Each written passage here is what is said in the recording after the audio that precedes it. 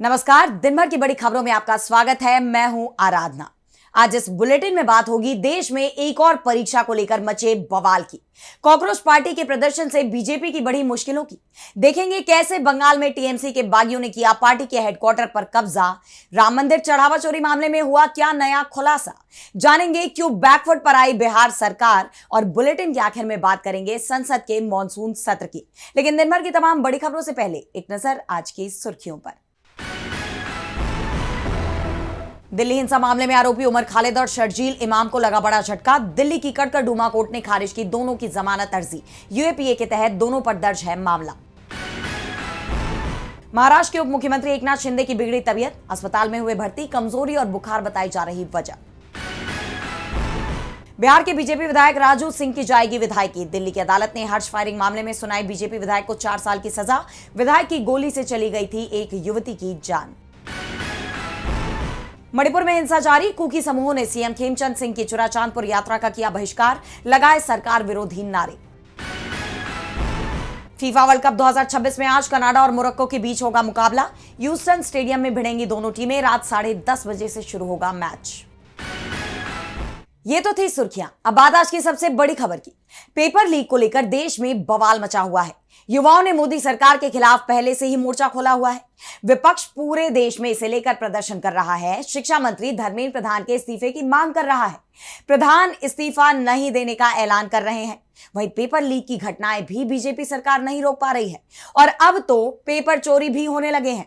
देखिए ये रिपोर्ट। मोदी राज में पेपर चोरी हो रहे हैं, लीक हो रहे हैं और अगर किसी तरह से परीक्षा सही तरीके से हो गई तो नतीजों में हेरफेर हो जाती है। पूरा का पूरा शिक्षा तंत्र ही सवालों में है। वहीं सरकार का ध्यान सिर्फ शिक्षा के भगवाकरण पर लगा हुआ है। नीट का पेपर लीक हुआ, इसे लेकर बवाल थमा भी नहीं था कि खबर आ गई कि महाराष्ट्र में टीईटी का पेपर लीक हो गया है। इस मामले के मास्टरमाइंड तक पुलिस पहुंचती तब तक खबर आती है कि मध्य प्रदेश में पेपर ही चोरी हो गया, जिसके चलते परीक्षा को रद्द करना पड़ा है। पेपर चोरी हुआ है मध्य प्रदेश की इकलौती सरकारी टेक्निकल यूनिवर्सिटी राजीव गांधी प्रौद्योगिकी विश्वविद्यालय यानी आरजीपीवी में। यहाँ यूनिवर्सिटी टीचिंग डिपार्टमेंट के artificial intelligence and machine learning के चौथे सेमेस्टर का पेपर था। लेकिन जब छात्र परीक्षा देने पहुंचे तो ऐन वक्त पर उन्हें पता चला कि परीक्षा तो रद्द कर दी गई है। परीक्षा शुरू होने से महज 10 मिनट पहले आनन फानन में पेपर कैंसिल होने से यूनिवर्सिटी परिसर में हड़कंप मच गया और बाद में खुलासा हुआ कि स्ट्रांग रूम की अलमारी से प्रश्न पत्रों के 9 बंडल गायब हैं, यानी पेपर चोरी हो गए हैं। जबकि स्ट्रांग रूम के दरवाजे को खोला ही नहीं गया, ना गेट का ताला टूटा। यहाँ तक कि कमरे के अंदर 12 अलमारियां थी, उसमें से सिर्फ एक ही अलमारी को खोला गया जिसमें पेपर रखे हुए थे। सुबह जब स्ट्रांग रूम खोला गया तो वो अलमारी खुली हुई थी और पेपर के 9 बंडल गायब थे। जैसे ही पेपर चोरी की खबर सामने आई, छात्रों ने हंगामा मचा दिया, कुलपति कार्यालय का घेराव कर दिया। उन्होंने इस घटना के विरोध में जमकर प्रदर्शन किया। इस घटना पर यूनिवर्सिटी के वाइस चांसलर आलोक शर्मा का भी बयान आया है। उन्होंने इस घटना में छात्रों के शामिल होने के सवाल पर कहा, हमारे छात्र टाइम पे एग्जाम कराना चाहते हैं, तैयारी करना चाहते हैं, अपने घर जाके फैमिली से मिलकर आना चाहते हैं और लौट के आके फिर दूसरे सेशन में करना चाहते हैं। वो अपना रास्ता खुद बंद कर जाएंगे क्या? नहीं, वो नहीं है इसके पीछे। फिलहाल पुलिस ने केस दर्ज कर जांच शुरू कर दी है और ये पता लगाने की कोशिश की जा रही है कि प्रश्न पत्र आखिर गायब कैसे हुआ और इसमें किसकी भूमिका हो सकती है। लेकिन इस घटना ने कॉलेज प्रशासन के साथ ही राज्य की बीजेपी सरकार को भी कटघरे में खड़ा कर दिया है कि आखिर बीजेपी शासित राज्यों में ही क्यों इस तरह की घटनाएं सामने आ रही हैं। कांग्रेस ने भी इसे लेकर बीजेपी पर हमला बोला है। पार्टी ने एक्स पर पोस्ट किया कि बीजेपी सरकार में पेपर लीक के बाद पेपर चोरी भी होने लगे हैं। मध्य प्रदेश के राजीव गांधी प्रौद्योगिकी विश्वविद्यालय में परीक्षा से ठीक पहले क्वेश्चन पेपर ही चोरी हो गया, जिसके कारण परीक्षा रद्द हो गई। बीजेपी की नाकारा सरकार और उसका घटिया सिस्टम नए नए तरीकों से छात्रों का भविष्य तबाह कर रहा है, उनकी मेहनत और सपनों को रौंद रहा है। युवा इन्हें कभी माफ नहीं करेंगे। आप जानते हैं कि बार बार हो रही इन पेपर लीक की घटनाओं के खिलाफ कांग्रेस ने छात्रों की गूंज नाम से पहले ही अभियान शुरू किया हुआ है, जिसे युवाओं का भरपूर समर्थन भी मिल रहा है और अब इस घटना के बाद उसका आंदोलन और तेज होगा, ये भी तय माना जा रहा है। यानी ये पेपर चोरी बीजेपी पर भारी पड़ने वाली है। मध्य प्रदेश परीक्षा में गड़बड़ी को लेकर बीजेपी कटघरे में खड़ी हो गई है, तो वहीं बदतर होती जा रही शिक्षा व्यवस्था को लेकर दिल्ली के जंतर मंतर पर कॉकरोच जनता पार्टी का प्रदर्शन भी जारी है, जिसका आज 15वां दिन रहा। लेकिन ना तो प्रदर्शनकारियों का जोश कम हुआ और ना ही उनके इरादे कमजोर पड़े। युवा खुले आसमान के नीचे अपनी मांगों को लेकर डटे हुए हैं। इस बीच सोशल एक्टिविस्ट सोनम वांगचुक की सेहत को लेकर भी बड़ी खबर सामने आई है। देखिए ये रिपोर्ट। जंतर मंतर पर आंदोलन का माहौल पहले से ज्यादा गर्म हो चुका है। प्रदर्शनकारी साफ कह रहे हैं कि जब तक उनकी मांगे पूरी नहीं होंगी तब तक उनका संघर्ष जारी रहेगा। इसी आंदोलन के समर्थन में सामाजिक कार्यकर्ता सोनम वांगचुक भी भूख हड़ताल पर बैठे हुए हैं। आज उनके अनशन का 7वां दिन रहा और जानकारी के मुताबिक इस दौरान उनका वजन करीब 5 किलो तक कम हो चुका है। वांगचुक की सेहत को लेकर सीजेपी संस्थापक अभिजीत तिपके ने एक्स पर पोस्ट किया कि सोनम वांगचुक का वजन 5 किलो कम हो गया है और उनकी सेहत दिन ब दिन बिगड़ती जा रही है। अगर सरकार ने जल्द कार्रवाई नहीं की और प्रधान के खिलाफ कोई कदम नहीं उठाया तो सोनम वांगचुक सर को कुछ भी होने पर सरकार जिम्मेदार होगी। स्वास्थ्य में तेजी से गिरावट के बावजूद उन्होंने स्पष्ट कर दिया है कि जब तक कार्रवाई नहीं की जाती वो अपनी भूख हड़ताल समाप्त नहीं करेंगे। इसके अलावा अभिजीत तिपके ने आंदोलन को मिल रहे किसान संगठनों के समर्थन पर भी खुशी जताई। उन्होंने संयुक्त किसान मोर्चा का धन्यवाद करते हुए एक्स पर पोस्ट किया कि मैं संयुक्त किसान मोर्चा को शिक्षा मंत्री के इस्तीफे की मांग को लेकर जंतर मंतर पर हुए मुख्य न्यायिक समिति के विरोध प्रदर्शन में अपना समर्थन देने के लिए तहे दिल से धन्यवाद देता हूं।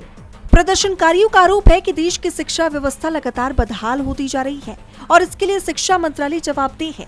उधर धरने पर बैठे युवाओं की सेहत लगातार बिगड़ रही है। कई दिनों से खुले आसमान के नीचे रहने, उमस और बदलते मौसम का असर अब साफ दिखाई देने लगा है। बीते दिन कुछ प्रदर्शनकारियों की तबीयत अचानक बिगड़ गई, जिसके बाद उन्हें एम्बुलेंस से अस्पताल ले जाना पड़ा। हालांकि अस्पताल पहुंचे युवाओं का कहना है कि इलाज के बाद वो फिर आंदोलन स्थल पर लौटेंगे, क्योंकि उनके लिए ये लड़ाई किसी व्यक्तिगत हित की नहीं बल्कि देश के भविष्य और शिक्षा व्यवस्था को बचाने की लड़ाई है। जंतर मंतर का ये प्रोटेस्ट बीजेपी के गले की फांस बन गया है और इसकी चर्चा सड़क और सियासत दोनों जगह तेज है। तो इधर पश्चिम बंगाल की सियासत में चुनाव के बाद से जारी घमासान अब अपने सबसे अहम मोड़ पर पहुंच गया है। टीएमसी में बगावत खुलकर सामने आ चुकी है। मामला अब सिर्फ आरोप प्रत्यारोप तक सीमित नहीं रहा, बल्कि पार्टी के नाम, चुनाव चिन्ह, फंड और पार्टी कार्यालय तक पहुंच गया है।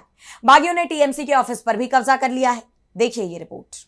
पश्चिम बंगाल में टीएमसी की अंदरूनी लड़ाई अब खुली जंग का रूप ले चुकी है। कई नेताओं के इस्तीफों के बाद बागी गुट ने खुद को असली टीएमसी बताते हुए पार्टी के नाम और जोड़ा फुल चुनाव चिन्ह पर दावा ठोक दिया है।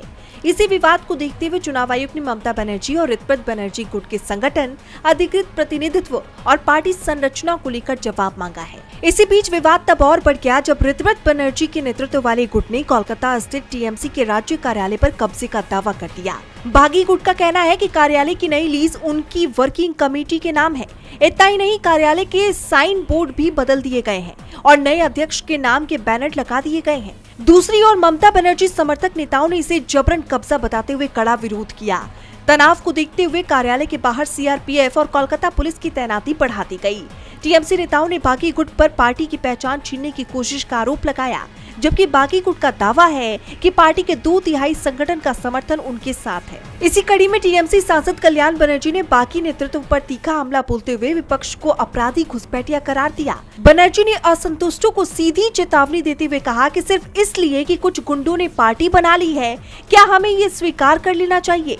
खेल की शुरुआत तुमने की है, लेकिन इसे खत्म हम करेंगे। ये लड़ाई हम 2 जगह लड़ेंगे, कानून की अदालत में और जनता की अदालत में। इसी बीच कोलकाता पुलिस ने कहा कि नियमित राजनीतिक गतिविधियों की अनुमति देने से पहले वो बिल्डिंग के स्वामित्व और लीज दस्तावेजों की जांच करेगी। अब इस पूरे विवाद की सबसे बड़ी लड़ाई दिल्ली में चुनाव आयोग के सामने लड़ी जाएगी, क्योंकि आयोग ने दोनों गुटों को 6 जुलाई शाम 5:30 बजे तक पार्टी के नाम, चुनाव चिन्ह और फंड पर अपने अपने दावे पेश करने का निर्देश दिया है। अब सबकी नजरें चुनाव आयोग के फैसले पर टिकी हैं। बंगाल की सियासत में जारी घमासान थमने का नाम नहीं ले रहा, तो बवाल राम मंदिर चढ़ावा चोरी को लेकर भी कम नहीं हो रहा। अभी तक इस मामले में 8 लोगों की गिरफ्तारी हो चुकी है और उन्हीं 8 लोगों के सहारे बाकी लोगों तक भी पहुंचने की कोशिश में पुलिस जुटी हुई है। इसी कड़ी में आरोपियों से पूछताछ की जा रही है और पूछताछ में एक आरोपी ने कई बड़े खुलासे किए हैं। देखिए ये रिपोर्ट। अयोध्या के राम मंदिर में चढ़ावे की चोरी के मामले में जांच जैसे जैसे आगे बढ़ रही है, वैसे वैसे नए खुलासे हो रहे हैं। पुलिस कस्टडी रिमांड के दौरान आरोपी अविनाश शुक्ला से हुई पूछताछ में कई ऐसी बातें सामने आई जो इस पूरे नेटवर्क को समझने में अहम मानी जा रही हैं। अविनाश शुक्ला ने कबूल किया कि चढ़ावे से निकाली गई रकम आरोपियों के बीच बांटी जाती थी। चोरी के सबूत मिटाने के लिए सीसीटीवी फुटेज डिलीट करने की कोशिश होती थी। जानकारी के अनुसार पुलिस ने कस्टडी रिमांड के दौरान अविनाश शुक्ला को करीब 45 दिनों की सीसीटीवी फुटेज दिखाए। पुलिस का दावा है कि वीडियो देखने के बाद अविनाश टूट गया। उसने चोरी में अपनी भूमिका मान ली। पूछताछ में उसने माना कि वो लगातार चढ़ावे की रकम में हेराफेरी कर रहा था। इस काम में वो अकेला नहीं था। पुलिस का कहना है कि अविनाश शुक्ला ने साफ कबूला कि उसने चोरी के पैसों से ही अपने भाई के नाम पर कार खरीदी थी, जिसे बीते दिन पुलिस ने जब्त किया था। अब पुलिस अविनाश के कबूलनामे के आधार पर आगे की जांच करेगी और इस पूरे प्रकरण में शामिल बाकी लोगों तक पहुंचने की कोशिश कर रही है। एक तरफ जांच तेज होने से मामले की परतें खुल रही हैं, वहीं दूसरी तरफ सत्ता पक्ष और विपक्ष के बीच जुबानी जंग भी तेज हो रही है। यूपी कांग्रेस प्रदेश अध्यक्ष अजय राय ने मुख्यमंत्री योगी आदित्यनाथ को चिट्ठी लिखकर राम जन्मभूमि मंदिर के चढ़ावे, दान, भूमि खरीद, निर्माण कार्य और वित्तीय अनियमितताओं की स्वतंत्र और फोरेंसिक जांच की मांग की है। उन्होंने मनी ट्रेल और डिजिटल रिकॉर्ड की जांच कराने का आग्रह भी किया है।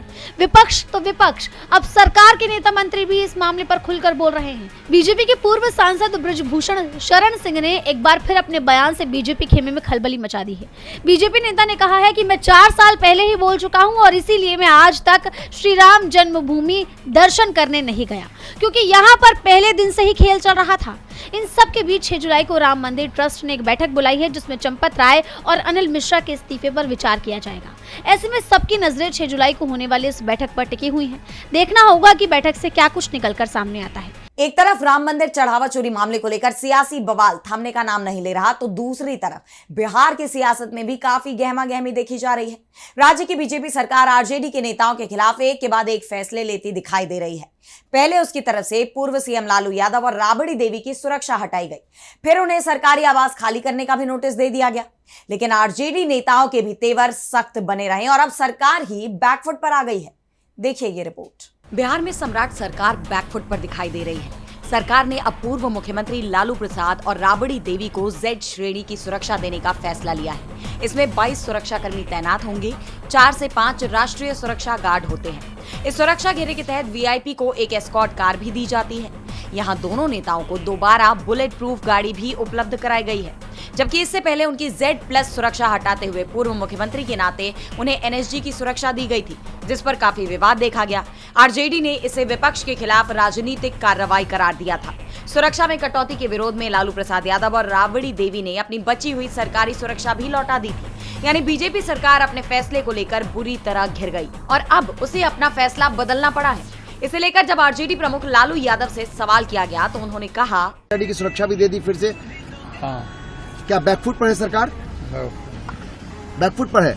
क्या लगता है उन्होंने गलती कर दिया आप लोगों के साथ? बहुत किया है। लालू यादव ने पहली बार इस मामले में चुप्पी तोड़ी है और ये कोई पहला मामला नहीं है जिसे लेकर आरजेडी ने बीजेपी पर सवाल उठाए हों। बीजेपी सरकार ने राबड़ी देवी से 10 सर्कुलर रोड स्थित सरकारी आवास भी खाली करवा लिया, वो घर जिसमें वो लगभग 20 साल तक रही। बीजेपी ने उनसे उनका वो आशियाना भी छीन लिया, जिसे लेकर आरजेडी की तरफ से बीजेपी पर आरोप लगाए गए थे। हालांकि आरोप प्रत्यारोप के सिलसिले के बाद आखिरकार उन्होंने वो आवास खाली कर दिया और अब लालू राबड़ी परिवार पटना के कौटल्या नगर स्थित नए आवास में रह रहा है। लेकिन जिस तरह सुरक्षा को लेकर बीजेपी सरकार बैकफुट पर आई है, ऐसे में सवाल ये भी उठ रहे हैं कि क्या आवास को लेकर भी सरकार अपना फैसला बदल सकती है। बहरहाल ये देखने वाली बात होगी। बिहार में सम्राट सरकार बैकफुट पर नजर आ रही है, जिसकी चर्चा तेज है, तो वहीं असम में भी बीजेपी के तेवर नरम पड़ रहे हैं। दरअसल बीजेपी पर पहले से ही देश की जनता को बांटने के, ध्रुवीकरण करने के आरोप लगते रहे हैं और अब खुद बीजेपी के नेता कह रहे हैं कि हमने ध्रुवीकरण का काम पूरा कर लिया है। और ये बयान किसी और ने नहीं बल्कि असम के सीएम हिमंता बिस्वा शर्मा ने दिया है, जिसके बाद बवाल मच गया है। देखिए ये रिपोर्ट। बीजेपी के फायर ब्रांड नेता और असम के सीएम हिमंता बिस्वा शर्मा ने एक बार फिर कुछ ऐसा कह दिया है जिस पर विवाद छिड़ गया है। उन्होंने कहा है कि असम को अब ध्रुवीकरण की जरूरत नहीं है, मैंने वो काम पूरा कर दिया है। यानी अभी तक तो विपक्षी आरोप लगा रहा था कि बीजेपी बांटो और राज करो की नीति पर काम करती है, वो जनता के बीच धर्म और जाति को लेकर नफरत का बीज बोती है। बीजेपी जनता के बीच ध्रुवीकरण की कोशिश करती है और अब सीएम शर्मा ने खुद इन सभी आरोपों पर मुहर लगा दी है।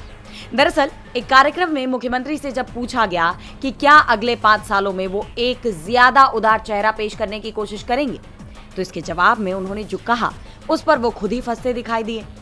सीएम शर्मा ने कहा कि लोग एक ध्रुवीकरण वाला व्यक्तित्व चाहते थे और मैंने वो भूमिका निभाई।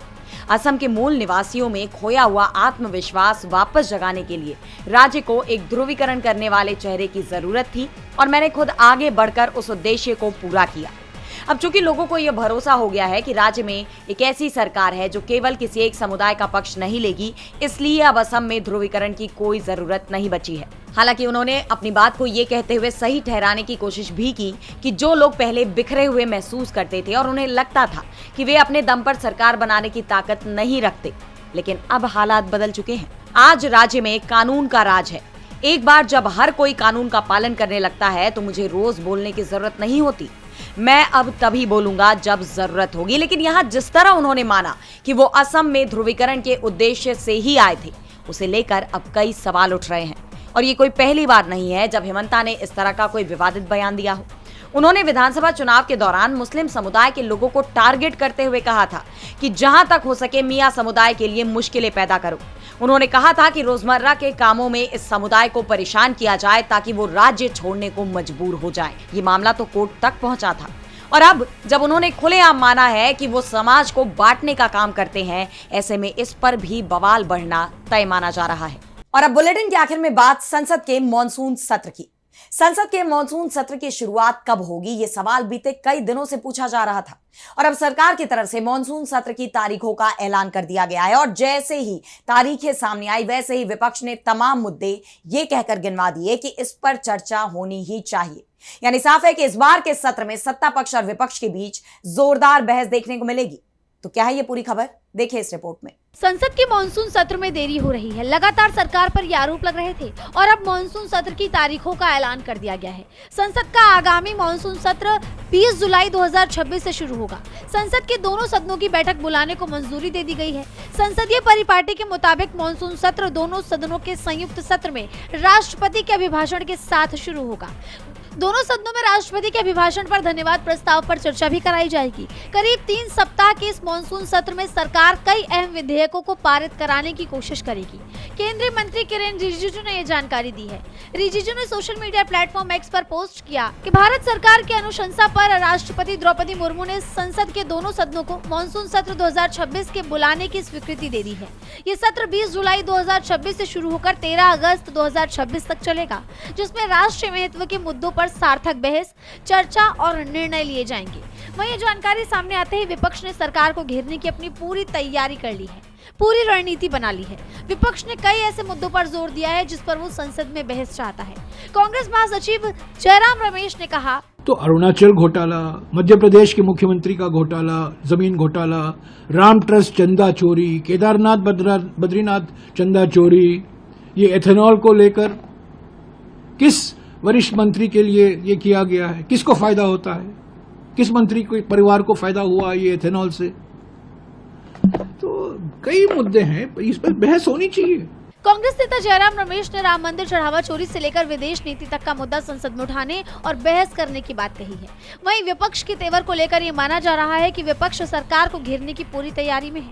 ऐसे में संसद में सरकार और विपक्ष के बीच जोरदार बहस देखने को मिल सकती है। तो आज इस बुलेटिन में इतना ही। आप देखते रहिए DB लाइव। नमस्कार।